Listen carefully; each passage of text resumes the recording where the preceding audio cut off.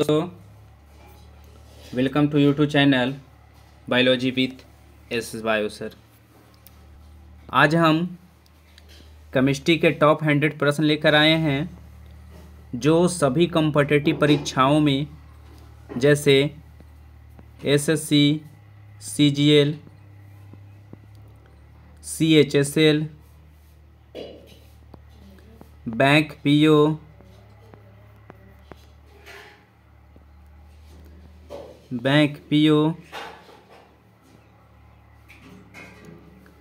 फिर आपका जो है वो रेलवे, स्टेट पीसीएस,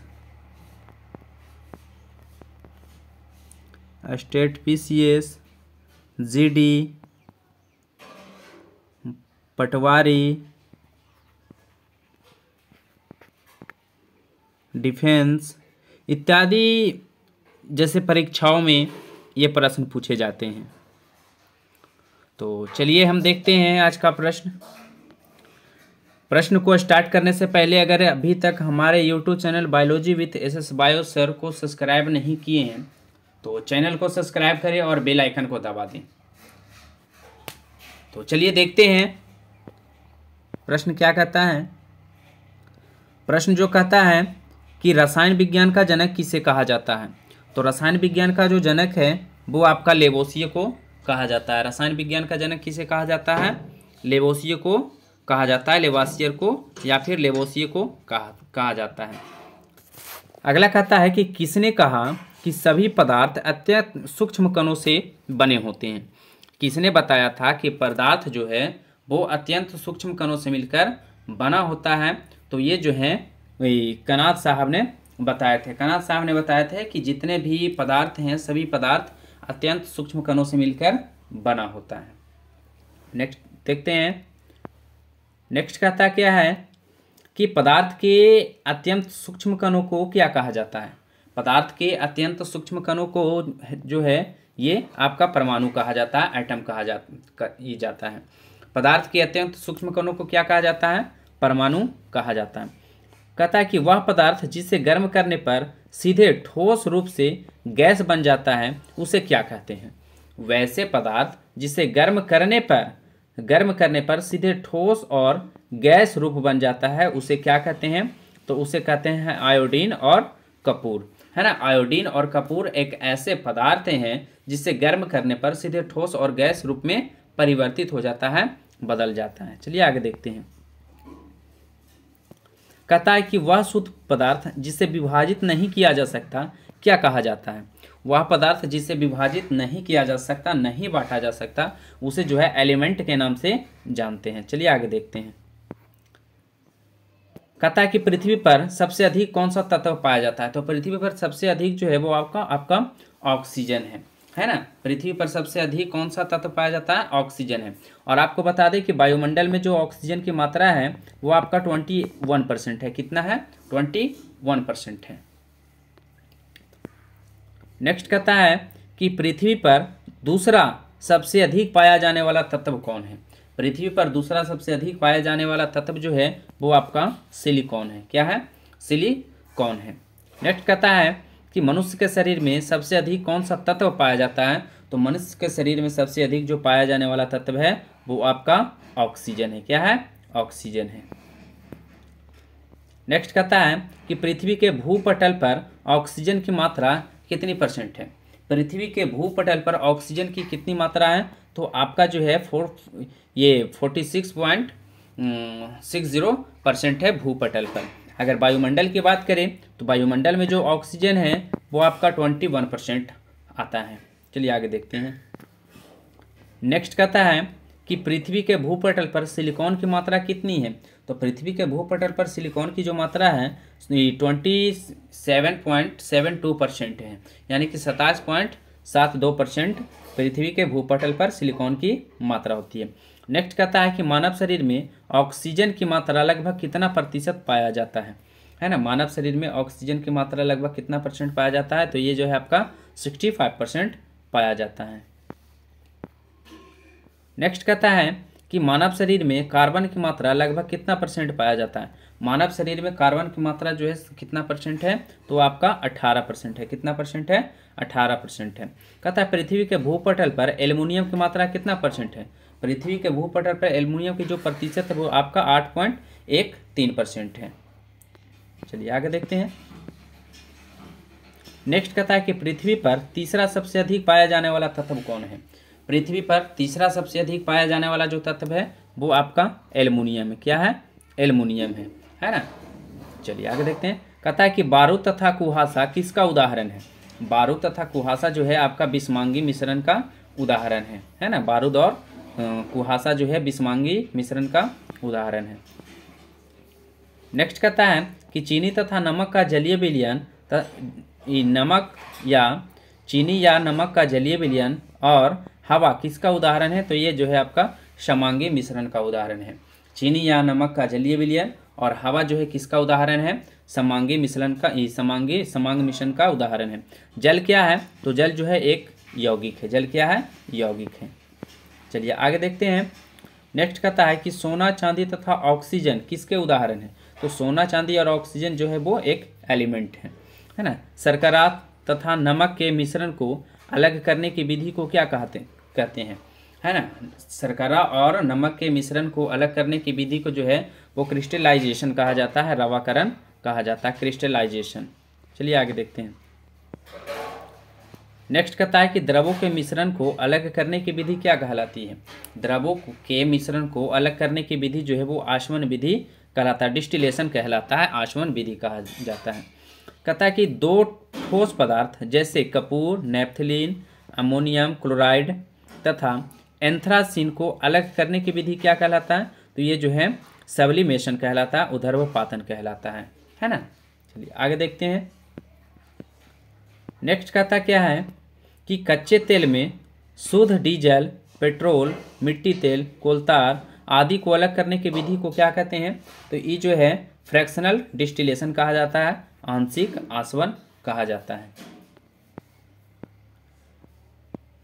ये है कि कार्बनिक मिश्रण जैसे एसीटोन, मेथिल एल्कोहल आदि की शुद्धिकरण की प्रक्रिया को क्या कहा जाता है। तो ये जो है भाप आसवन, स्टीम डिस्टिलेशन कहा जाता है, भाप आसवन के नाम से जाना जाता है। कहता है कौन सा तत्व कमरे के तापमान पर द्रव अवस्था में होता है। तो ये पारा होता है, Hg होता है। चलिए नेक्स्ट है कि नदियों में घुली हुई ऑक्सीजन की मात्रा प्रति मिलियन कितना भाग बनता है ना। नदियों में घुली हुई ऑक्सीजन की मात्रा प्रति मिलियन कितना भाग होती है। तो ये जो है आपका 5 भाग होती है। कितना होता है, 5 भाग होता है। कौन सा एक सफ़ेद फास्फोरस है। तो इसे P4 से रिप्रेजेंट किया जाता है। कौन सा एक सफ़ेद फास्फोरस है, तो P4 है। नेक्स्ट कहता है कि क्षारीय धातुओं का गुण क्या होता है। तो क्षारीय धातुओं का जो गुण होता है वो होता है इलेक्ट्रॉन्स को आसानी से छोड़ देते हैं। क्षारीय धातुओं का जो गुण होता है कि इलेक्ट्रॉन को आसानी से छोड़ देते हैं। सल्फर डाइऑक्साइड प्रदूषण किसके अत्यधिक वृद्धि होने का सूचक है। तो ये जो है आपका लाइकेंस का है। किसका है, लाइकेंस का। आगे देखते हैं। कहता है कि कौन सा एक उष्माग्राही अभिक्रिया है। तो ये पसीना का चलना जो है आपका उष्माग्राही अभिक्रिया है। नेक्स्ट कहता है कि BOD5 किससे संबंधित है। BOD5 किससे संबंधित है। तो 5 मिनट में जैव रसायन ऑक्सीजन की मांग से संबंधित है। BOD5 किससे संबंधित है। तो 5 मिनट में जैव रसायनों की मांग से संबंधित है BOD5। कहता है कि विस्थापन का एसआई मात्रक क्या होता है। तो विस्थापन का जो एसआई मात्रक होता है मीटर होता है। क्या होता है, मीटर होता है। किसका मुक्त होना ओजोन परत के ह्रास होने का प्रमुख कारण है। तो ये जो है आपका CFC है, क्लोरोफ्लोरोकार्बन है ना। चलिए आगे देखते हैं। नेक्स्ट कहता है कि कौन सा तत्व एक डबल महासंयोजक बंधन द्वारा जुड़ा होता है। तो ये जो है आपका ऑक्सीजन है, O2 है। कौन सा तत्व एक डबल महासंयोजक बंधन द्वारा जुड़ा होता है। तो ये ऑक्सीजन है। कहता है कि ग्रीन हाउस प्रभाव में कौन सी गैस सर्वाधिक योगदान देती है ना। ग्रीन हाउस गैस में ग्रीन हाउस प्रभाव में कौन सी गैस सर्वाधिक योगदान देती है। तो ये जो है आपका पानी का वाष्प है। क्या है, पानी का वाष्प है। नेक्स्ट कहता है कि ऑक्सीकरण की अभिक्रिया में क्या होता है? तो ऑक्सीकरण की अभिक्रिया जो होता है कि इसमें इलेक्ट्रॉन खोते हैं। इलेक्ट्रॉन क्या करते हैं? खोते हैं। कहता है कि एक ऐसी अभिक्रिया जिसमें एक ऑक्सीकरण और एक अवकरण दोनों साथ में होता है तो उसे रेडॉक्स अभिक्रिया के नाम से जानते हैं। ऐसे रासायनिक अभिक्रिया जिसमें एक ऑक्सीकरण और एक अवकरण हो उसे रेडॉक्स अभिक्रिया के नाम से जानते हैं। नेक्स्ट कहता है कि नाइट्रोजन का खोज किसने किया? तो ये रदरफोर्ड ने किया था। नाइट्रोजन का खोज किसने किया था? रदरफोर्ड।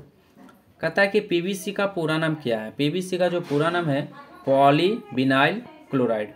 पॉलीविनाइल क्लोराइड है पीवीसी का। चलिए आगे देखते हैं। नेक्स्ट कहता है कि एरोमेटिक हाइड्रोकार्बन के अणुओं में कम से कम कितनी बेंजीन की तरह रिंग होती है? तो एक बेंजीन की तरह रिंग इसमें बनाता है। चलिए कहता है कि क्रोमाइट किसका अयस्क है? तो क्रोमाइट जो है क्रोमियम का है ना। किसी पदार्थ की मात्रा की मौलिक इकाई क्या है? तो इसमें मोल है। किसी पदार्थ की मौलिक इकाई क्या है? मोल है। कौन सा पदार्थ मिलाने से कांच को हरा रंग मिलता है? तो यह है क्रोमियम ऑक्साइड है। क्या है? क्रोमियम ऑक्साइड है। चलिए आगे देखते हैं। नेक्स्ट कहता है कि कौन सी गैस यदि वातावरण में हो तो अपनी गंध के कारण पहचानी जाती है? तो यह है सल्फर डाइऑक्साइड। क्या है? Sulphur dioxide. कहता है कि किसका इस्तेमाल ब्रशों के बाल बनाने में किया जाता है? किसका इस्तेमाल ब्रशों के बाल बनाने में किया जाता है? तो ये जो है आपका नायलॉन 66 है। नायलॉन 66 है। नेक्स्ट कहता है कि एक अम्ल नीला लिटमस को किस रंग में बदलता है? तो ये लाल में बदलने का काम करता है। एक अम्ल नीला लिटमस को किस रंग में बदल देता है?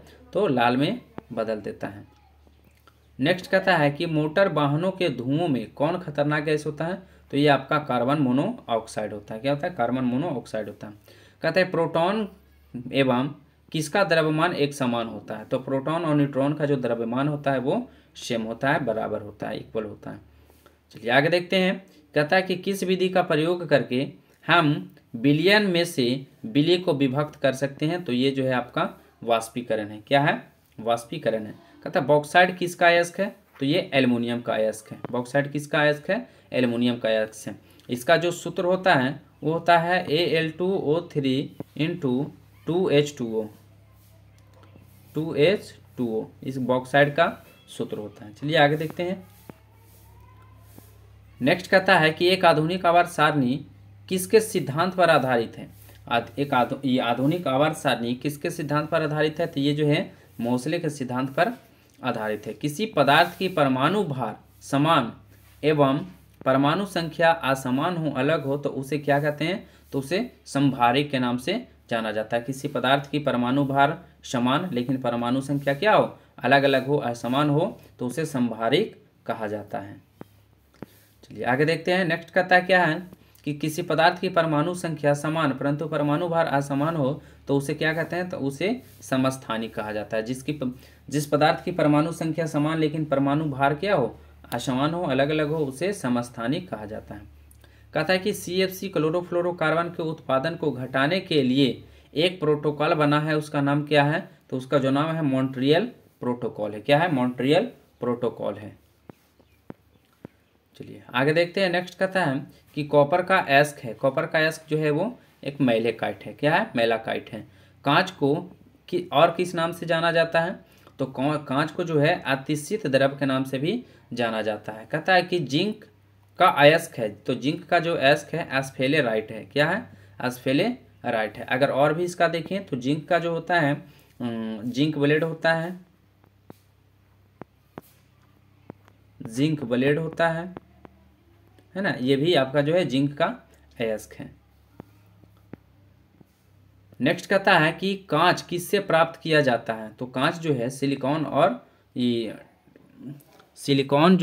कांच जो है सिलिकॉन डाइऑक्साइड से प्राप्त किया जाता है। चलिए आगे देखते हैं। नेक्स्ट कहता है कि अंतरिक्ष यानों में ईंधन को जमने से बचाने के लिए किसका प्रयोग किया जाता है? तो अंतरिक्ष यानों में ईंधन को बचाने के लिए जो है ग्लाइकॉल का उपयोग किया जाता है। किसका उपयोग किया जाता है? ग्लाइकॉल का। प्राकृतिक गैस का प्रमुख घटक कौन है? तो ये मीथेन है। प्राकृतिक गैस का मुख्य घटक कौन है?